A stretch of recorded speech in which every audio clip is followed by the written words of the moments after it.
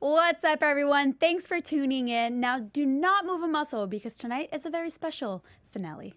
You're tuning into the destination for TV superfan discussion, AFTERBUZZ TV. And now, let the buzz begin. It's so hard to say goodbye to yesterday. We're all gonna shed a tear tonight, guys. Now, this is a very special finale because not only are we saying goodbye to the Below Deck Mediterranean for the season, but today is Jamie's last episode with AFTERBUZZ. At least for a while. You never know, though. We're so sad to see you leave. It's sad. What are you going to do with your life? Well, I'm going to go back to the San Francisco Bay Area, so I wouldn't be able to commit to weekly shows, but I hope I can still guest on shows and maybe do some interviews. Oh, well, we wish you well. Thank and you're you. welcome back in. Of course, you're welcome back. Thank you so much. You come back. Well, welcome to the show, guys. I'm your host, Paulina Aguilar, and you guys can find me on Twitter at _Paulina Aguilar and on Instagram at Paulina Aguilar. Yes, and hi guys, I'm Laura L. Thomas. You can find me on Instagram and Twitter at Laura L. Thomas TV. And I'm Jamie Banks, and you can find me at JamieBanks_ and also on YouTube at Jamie Banks Travel. There it is, traveling up the coast. Follow her. All right, let's get into it. There's a few things that we got some closures on. I think we did, hopefully, depending on what the reunion has in store for us. Right. But let's start off with this whole Adam and Wes thing because that's where we left off on last episode with Adam showing Wes the text messages. Yeah, I feel like it was a little bit anticlimactic. I don't know. I think there was a lot of build-up and not a lot of payoff. Mostly because I don't think Wes was fazed by it at all. I mean, I think he's got eyes and blinders and hearts and walls and fortresses around Malia, and there is, like, nothing's going to change that. So I think Adam could have come in there and, like, told him that they had a illegitimate child together or whatever, and he'd be like, cool, great, I love that, you know, it is what it is. And I'm like, he had his mindset already a long time ago. Yeah, and plus I think he doesn't really want to show too much emotion. I don't think he was just going to start crying there, so maybe I think his blinders are on and he wants to believe what he wants to believe. But it wasn't even like an angry, like, dang, you know, like she did lie to me, or, you know, bummed out, or like a little bit of feeling. It was more of like, all right, cool, you know, I'm gonna let you say what you have to say, and I'm still gonna go and continue something with her. Yeah, that's what really shocked me about the whole thing. There was no real emotion around any of it, really. I mean, I think it just shows the fact that he is just so 100% sold out on Malia. So there's really nothing that Adam could have done that would have changed that. And I think he's also giving her the benefit of the doubt and saying, well, we never said we're exclusive, so she didn't really do anything wrong. But he asked her. He asked her if anything happened, and that's what I'm saying. That's the lie. Like, no, nothing happened. And she still denies it. So it's a he said, she said. Right. So who do you believe? Do we believe Adam or do we believe Malia? I believe Adam. I believe Adam. Yeah. I mean, we've spoken to him. Obviously, he couldn't tell us what had happened, but he's very, very, very strong and stands by what he's saying. Well, what does and Adam... has a lot of conviction in his words. Yeah. What does Adam at this point? What does he have to lose by lying and saying that they had a physical relationship? Nothing. Right. But Malia has everything to lose by saying yes, we had a physical relationship. And you can tell how emotional he is. I mean, I don't know the last guy I know who I've seen very emotional over a breakup like that. Yeah. You know, they weren't even together. Yeah, I think he really did feel strongly for her, and apparently he told her that he loved her. So clearly his emotions were on the line. Well, clearly there was way more to the relationship before they got on the boat than really anybody even knew. Not just speaking physically, but also, I mean, there must have been a lot of time spent together. There must have been a lot of, say, texting before, you know, I don't know. Like, you don't get to that kind of a... Adam doesn't emotional seem, place, I would say. Yeah, I didn't see this side of him when he came here, and I didn't see it on the show either, where he is just this kind of person that just makes these, you know, kind of rash decisions or fly with. Yes, he's emotional, but I don't think that he would be somebody that would just say something on a whim like that, especially after 4 days. And he's somebody who's also shown in the past that he's a commitment person, he's a relationship person, he really likes to be in relationships. So for me, I just felt like he, for the first time, let himself be open and vulnerable to this idea of this girl that he fell really hard for, and she burned him in a really bad way. And I think that, you know, us doing the show, we have the advantage of being able to talk to, you know, some of these people in person, and we get to know them on that aspect. And then on the other hand, this is a reality TV show where editing plays a very big role. Right. So, I mean, I think no matter how you play it, we're never going to get the truth. Yeah, we're not seeing all the clips. There's tons of things that was edited out, so we don't even know the truth. Yeah, we're never going to get the full story. I think we're going to get a version of the truth. I hope the reunion spills a little bit more. Thank God they're having a reunion. I am so excited. Well, what do you think about Adam? He tells Wes about the text messages, doesn't faze him. What about him telling Wes how physical it got? Because he wasn't done. He wasn't like, okay, Wes has made his decision, let it be. He kept going. Yeah, I mean, I think my opinion in that, I don't feel like he did anything wrong. I think at that point, Adam is saying things to Wes to more so clear his conscience than anything else. And also, I also think that, you know, we saw the side of their relationship at the end that we did not see throughout the charter season, which was this mutual admiration and respect that they think that they wanted to have for each other. It started off on such a great foot, and then it all kind of got muddied by Malia. And I really think that Adam wanted to have this great camaraderie. I think he respects Wes. I think he likes Wes. I think the same, you know, the feeling is mutual.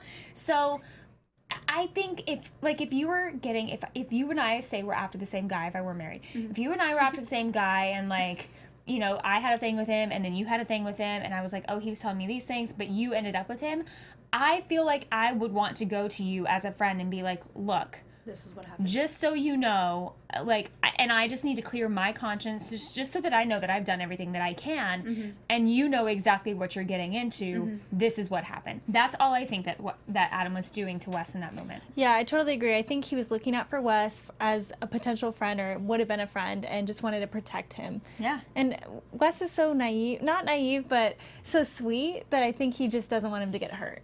Absolutely. See, if we were, since we're friends, so I would do the exact same thing.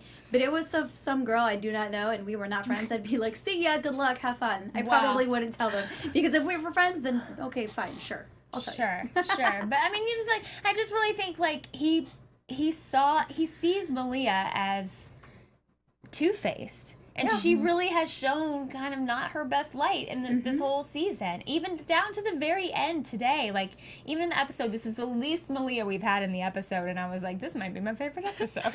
Malia, I have all the respect in the world for you. But I just don't love how she handled herself on this season. And I think as a friend, regardless of your emotional, you know, your emotional, you know, muddyings in there. If you look out for a good friend looks out for their friend regardless. Yep. And so I think that's what was happening. What do you think about Malia saying her true feelings to him at the end? To Adam? Yep. I think she was kind of trying to clear the air, but also sort of cover herself so she could say that she explained to him how she really felt. I think it was a little what is it? Too little, too late? Too little, too late, yeah. I mean, to me, I felt like it was kind of catty, you know? And maybe she did need the moment to go to Adam and just say how she felt. And well, why? That's what bugs me. Is like, why not say that, you know, a couple weeks ago, before? Yeah. Or, you know, why... There might be texting, but why kiss him? Or, you know, he kissed her, but go through with things like that. You know, if you know how you kind of feel, you know where you're leaning, why not build the courage to tell him before all that happened? Well, I think she said that she regretted that she didn't say something sooner, which is about the only thing that she's said this season that I agree with, is that she should have said something sooner. And the thing that really bothers me in the confrontation that she had with Adam at the end, where she does speak her piece, is that she got to this point where she was ready to confront him and have this, she was ready to stir the pot. That she was doing what Malia does, which is she went in there to, I think, stir the pot. She called him out. She was abrasive. She was a little bit harsh. And he was like, okay, cool, great. Like, I don't agree, but okay. You know, like, he didn't give her back what she was looking for. And she, like, storms off and going, F you, and blah, blah, blah, blah, blah. And I'm just like, he didn't do anything wrong. He just didn't react emotionally to you coming and attacking him. Like, calm down, crazy. It's okay. And no matter which way she played this, someone was going to get hurt because both guys were invested. Both guys, you know, really wanted to pursue something with her. So it's just, no matter what, someone was going to lose. Yep, absolutely. All right, now let's move on to the ladies. Paula and Bobby. Bobby, you getting in trouble, dude. So Jerry, I was actually kind of surprised that, okay, so I get it. He's fed up with Bobby getting all the attention from Paula. What is your whole thoughts on this? I think it's kind of gross because he's acting like he's controlling her. It's not like she's his girlfriend, so it's just she's just a potential date. So I don't think he should act like he's controlling them, even though he did pay for them. It's just kind of like, what are you expecting? Well, do you think there's a line that he crossed, though? Who, Bobby? Bobby, yeah. Definitely, but Jerry actually was encouraging it from day one. He was like, hey, let's do a little joke about a Tinder date. So he encouraged it from the beginning. He should have made it very clear at the beginning if he didn't want this to happen. I think 100%. This is just me, and maybe it's just because I'm a fan of them because I think that they're really cute together. But and I was happy to see Bobby like get some love. Like Bobby struggled a little bit this evening to get some love, so I was happy to finally see him like have somebody that was like giving him his mojo back. But my thing is that Jerry opened the door for this to happen. All Bobby did was walk through it, and then Jerry got jealous. That's all that happened. And I get, like, Bobby did everything that Jerry asked him to do. He went on the Tinder date with her to feel out the Tinder date. Paula asked him to take him on a jet ski ride, so he took Paula on a jet ski ride. You know, Jerry asked him to take 6 women to go shoe shopping. Is something a guy should never do because then this happens. You lose 4 of them. You need 1 man to every 2 women at least. At least in that situation. Like, there should have been, like, they should have taken Max. They should have taken Bugs. Everybody. I feel like, you know, if a cameraman was handy, he should have gone. Like, somebody else should have gone on that because he really put Bobby in a predicament. There's no way he could wrangle all of those women. And how do you wrangle these women when they're grown women? Yeah, he's not their babysitter. Yeah, that's true. I didn't understand that either. You know, you can't tell them what to do if they're paying for it. Yeah. At the end, but on the other side, Jerry's the one that's paying for it. Right. So do the girls or Paula have any responsibility to this though too? Are they taking advantage? Are they kind of like, you know what, I'm going to push my cards a little bit and take Bobby on this jet ski? They're probably just like, let's sightsee. Well, that's what I'm saying. I mean, look at the situation. It's a guy with a lot of money who is a little older and has the money to take 6 hot women on a yacht. Yeah. And as a woman, I mean, if you're into that, you're going to take it. And you're going to take advantage of any opportunity you can. And then if you see a young, handsome guy, you know, that you're interested in. Oh, they were all drinking the Bobby Kool-Aid. I mean, they were all sipping that Kool-Aid. I really don't think, I'm speaking honestly, I really don't think any of those women were going to go and continue something further with Jerry and his friend. It doesn't seem like it. I mean, it doesn't seem like that was anybody's intention. Now, obviously, we didn't get to really know any of the other women as well, and we didn't get to see them interact with Jerry as much, but clearly, Paula's interests were not Jerry. Right. Paula's interests was Bobby. And so I do understand what Jerry's talking about as far as, you know, getting upset and saying, well, what, you don't know if I or the other guest have interest in pursuing a relationship with her. So, but that's where I'm like, don't set up a double standard here because you, on the very first night, set up a date between me and her because we matched on Tinder. So don't tell me that it's okay to go on this date and then later retract that and say, well, you don't know if I have interest in her and you don't know if this, so you can't cross that line. I don't think Bobby crossed the line at all. I think it's him having the control. Look what he's paying for. He's 100%. paying $20 grand just for a tip, 24 grand, excuse me, just for a tip. I don't even want to know how much it is to get on that yacht. So I'm pretty sure whatever he says goes. And so if he wants to get mad over something like that, he can get mad. Yeah, he wants the options of all the girls, even though a lot of them aren't interested in him. Well, they're not prize cattle. Yeah, I know. They're not. They're girls. They're people. They're women. They're women that have personalities and feelings. They're not like. But if that's like, and that is the case, but these women also know what they're getting into when they say yes. Yes, I will go on this $1 million, billion yacht with you, knowing it's not going to go further, knowing I'm attractive, knowing you have money. These girls know what they're doing. But they don't owe him anything. No, they don't. They don't owe him a thing. And I don't think that Bobby was in the wrong at all. I think Jerry got jealous because a young stud came in there and made him feel like a young stallion. I mean, really, like a young stallion came in there and made Jerry feel threatened, right? And he had to peacock a little bit. I think that's all I just think that's the whole situation, all of it. So what about Bobby ignoring what Jerry had to say and then still making a move on her when she left? I was like, yes. Go for it. Go. That was a lot, but I think he didn't know. He knew that Jerry wasn't watching. Yeah, it was 4 a.m. I hope Jerry wasn't watching. I'd be disturbed if he was. Let's get into Hannah and Bugs because they seemed like they're not friends at all. They did not end on a good note. Nope. They're still sticking to their story. But the only thing that bugs me about this whole thing is Lauren. She got caught in the middle whether she wanted to or not, but she did kind of lie. I think she didn't really lie because, I don't know, I don't think that she should have had to fess up all the private conversations she's had, because I think she was sticking by Hannah the entire time. She just talked about her work ethic, but I think she really likes Hannah as a person. I think it's something different in the moment to be, say, in the moment when you're cleaning toilets or making beds or folding laundry for the umpteenth time and being like, God, this sucks. Like, if we all did our same, like, amount of work, then this would be so much better on everybody. To make a comment like that, I don't think was an attack on Hannah. And I think for Bugs to kind of turn that around and say, and point out Lauren and say that it was her talking shit on Hannah, I thought that reflected more poorly on Bugs than it did on Lauren. Okay, now what if... And I like Bugs. Yeah, well, a lot. Lauren, if you know, say you know the whole, like, everybody gossips and there's drama and all that stuff, say you're telling me something bad about Jamie, which would never happen because you're, like, the nicest person. Literally, there's nothing bad about you. Like, I couldn't even find it. Say you said something and I know how dramatic and gossipy these people can get. I probably wouldn't say those words back. I would nod my head in a courteous way and be like, oh, okay. Like, and that would be it, because I know that at one point it's going to go around and I don't want to be involved in the drama. So why follow up with, like, yeah, if we had one more person? It probably wasn't an attack, but I think she was aware of the situation with Bugs and Hannah, though.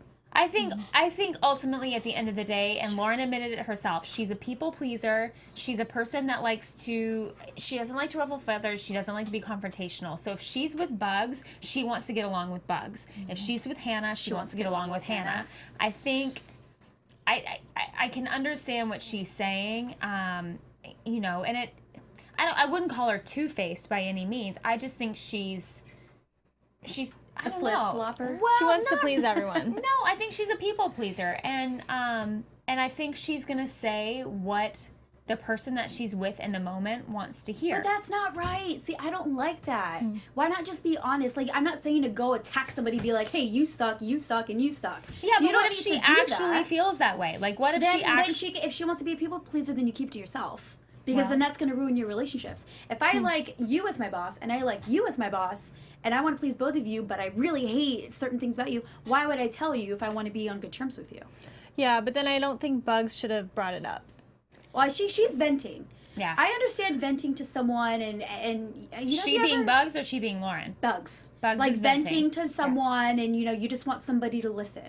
You know, that doesn't mean that you have to like comment back and like agree with everything that they say. Yeah. Just keep it to yourself and be like, okay, cool. I'm sorry you feel that way. What can I do to help you make your day better? Yeah. Well, and I don't really know that anything that Lauren said was that bad. I don't think so either. I think Bugs was looking for was some backup. Right. I mean, you know, she did go to her event because she does trust her and she did feel comfortable with her. So and it's Misery kind of loves like company. And at the same time, it's like, you know, you don't not just be the only person, but like you said you agree with me. So why aren't you fessing up now? Yeah. I don't know. I mean, I think at the end of the day, Lauren's loyalty lies with Hannah. Yes, but I do think she likes Bugs. I mean, Bugs is likable. Bugs is a hard worker. Bugs has a great personality. Bugs is funny. I think Bugs kind of got herself in a few sticky situations and may have handled like the iPad situation differently than she should have. And I think, you know, confronting Hannah and calling her out was not, I don't know that it helped anything except just ruffle a lot of feathers and make everybody upset. Yeah, so it was the last week, so what was the point? I don't really know what the point of that whole thing was, but I just feel like Lauren is a people pleaser, and I think I think that's just a little bit of a sign of immaturity. You know what I mean? Like, I think I don't think that there's anything wrong, like, per se with it. I think she's just gonna figure out that her relationships are gonna be better and stronger and more genuine when she can learn how to genuinely say how she feels without it being an attack. And I think that you can tell by watching, you know, how each cast member handles situations. You know, the way they say, oh, you've only been here like 1 season, or you've done it for 7 seasons like Hannah. You can tell by the way that they handle situations. Yeah. You know, and the maturity and what level that they're at. And, Yeah. and this is a learning experience for all of them, though, for all the rookies. Yeah. It's really sad, though, because I saw these 3 women at the very beginning of the season being really great for each other. And it just is a shame that I feel like they let a lot of little nitpicky things. They all found one thing that they held on to pretty much all season and wouldn't let it go. And that was kind of a bummer because I was like, golly, if they would just like have a kumbaya moment and like get all their stuff out, then they could be good. And when you're in such close quarters, though, like I can totally see me doing something dumb like that. Like, I'm sick of you, just get out of my face, or you're eat together, you work together, you sleep together. That's a lot of. I can't even do that with my sister. Well, yeah, exactly. The minute the rooms flipped, the bunking situation flipped, all bets were off. Yeah. There was no coming back from that. I think the minute that they all switched roommates, it was like Malia and Bugs against Hannah and Lauren for the rest of the trip. Now, do you think Hannah is right? Okay, so let me start over. Jerry said that Hannah did a better job as a chief stew this season than the season before. That kind of boosted Bugs's, you know, what she's been saying a little bit more. Do you agree with that Hannah's doing better, or is I wonder if Oh, sorry. Is she doing better now? Can you repeat the question? Well, with Jerry said that she's a better chief stew. Oh. So, but with Bugs says that she's a terrible chief stew. I think it was a little bit opportunistic. I think that Bugs calling her out, and even Hannah saying in her confessionals, look, she's going to tell me that I'm a crappy chief stew. I'm going to show her. I'm going to go above and beyond. Now, did I really see her doing that much more for these guests than she did in other guests? Not necessarily. It looked like she was doing the same amount of work, the same amount of attention, the same amount of prep. I really felt like I didn't see her level rise that much, but maybe her awareness changed a little bit, and so she was just that much more aware, which in turn, I think made them feel like she was a better chief stew. I don't know that I necessarily saw any huge difference in it, but I also think like it was kind of opportunistic that she was called out. She was like, I'm going to prove you wrong, and then I'm going to get the MVP tip. And when she got that MVP tip, I am so impressed that she split it. That was going to be my favorite topic of the night. I'm sorry, I didn't mean to jump on that. It's fine. But I can't believe she split that money. I thought that was the classiest move That's ever. a very, very large tip to split. Yeah, that was really nice. Would you do that? No, I want to say no. I mean, I would like to say I'm that good of a person, but I don't know. I mean, that's a lot of shoes I could buy. Right? That's a lot of wine and shoes I could buy. Credit card debt, you know, I don't know. You know what? That's funny because, so I've waitressed for a very long time, and sometimes when you work a big party together, you split the money. So I've had the experience of, you know, hey, they gave me extra, let's split split it. But there was a time where I worked for a very big company and we all had to split it. Fine, no problem, we'll split it. Well, I found out that one person was not splitting it and they kept the money for themselves. Oh, so I shame. said, well, snitches get stitches. Oh, I don't snitch. So I decided to be like, okay, you want to play that game? I'll play that game too. So I've done both. I've only done it once, but Okay. but I mean, $4,000, that's a lot of money. Yeah, but it's here's the thing. If she were not in the chief stew position, I don't know that she would have done it. I think as chief stew, she was like, you know what? I'm the chief stew. I couldn't have done this without my crew, without my team, without everybody that's around me. Therefore, it's their tip as much as mine. I thought that was the classiest thing that I'd seen her do all season. Yeah, I have a really bad conscience, so I probably would have split it too. Yeah. Because I believe in karma. In our live chat, we have Guzma, and he's saying, or she is saying that they believe that you have to split the tip. So that there's a rule. I mean, if you can live with yourself and not split it. What's the biggest tip you ever got, Paulina? What's the biggest tip you ever got? Without gratuity, 500. Ooh, that's Yeah. good, girl. Yeah, that was the one I kept, actually. Yeah.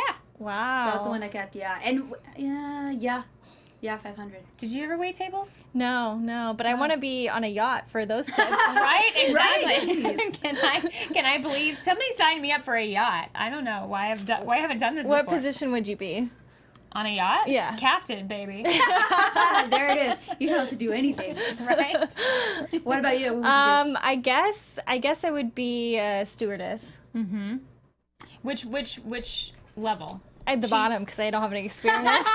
Laura, you know how to drive a boat? I know how to drive a small boat. I haven't. I'm Well, not then you're definitely captain. I'm definitely captain. That's right. Yep.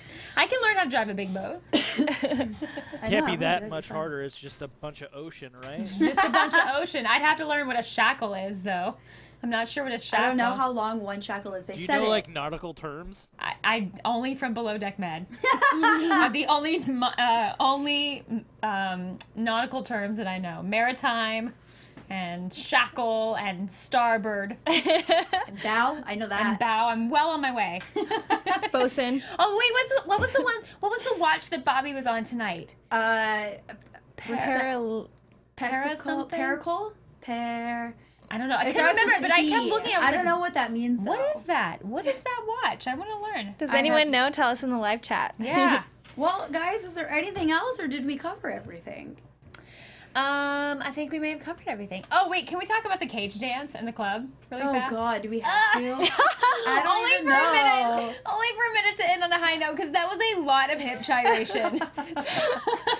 I mean, even from Bobby, I think Bobby's a very good-looking dude, but I was like, no, stop, no. And then you got Jerry.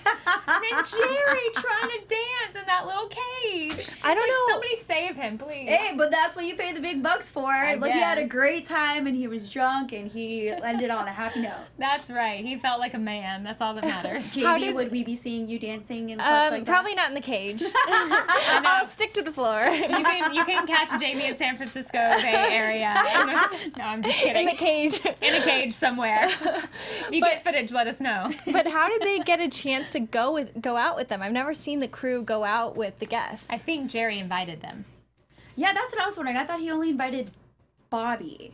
Well, it was really shady because I think initially he invited Bobby to go out with the group. He wanted to take the group out, and then Paula said nope. when Paula and he were going to be on the boat together, Jerry put a Jerry said, lockdown on "Nope." that. He was like, nope, not going to happen. And I thought that was kind of like shady that he did that. But again, Bobby did the right thing. He went along. He didn't ruffle feathers. He left his... Well, yeah, what he's going to do? Say, no, I can't go? No, but I mean, he's paying for it. I that guy. fully expected Paula to come like busting out there. That's like, what I thought "I'm he was going going to do.